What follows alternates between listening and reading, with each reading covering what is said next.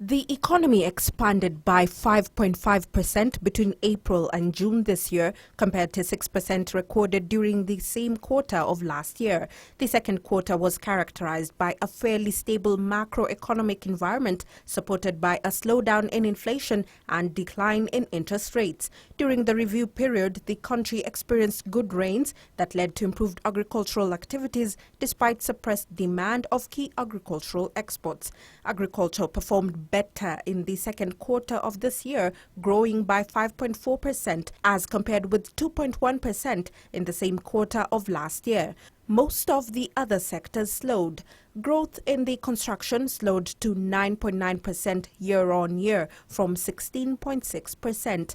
Manufacturing grew 4.5% compared with 8.3% in the second quarter of 2014. Financial services grew by 6%, down from 7.9% in a similar period last year. The Kenya National Bureau of Statistics says inflation eased marginally during the period under review to 6.99% compared to 7.03% in the same period of 2014. The slowdown in inflation was driven by lower prices of fuel, electricity, transport, communication and housing.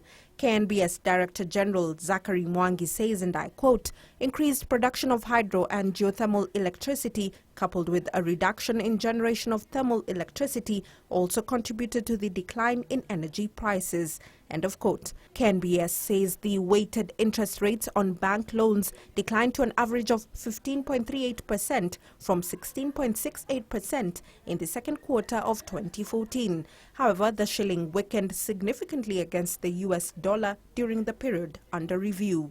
Meanwhile, the rate of inflation has marginally risen to 5.97%, mainly driven by higher food prices. Latest data from KNBS indicates that the rate of inflation rose from last month's figure of 5.84% on account of higher cost of beef, spinach, Irish potatoes, sukuma wiki, onions, milk, and cooking gas. During the month, there were notable decreases in the price of beans, maize, tomatoes, electricity and fuel, but the price reductions were not strong enough to offset the corresponding increases in other weighted items.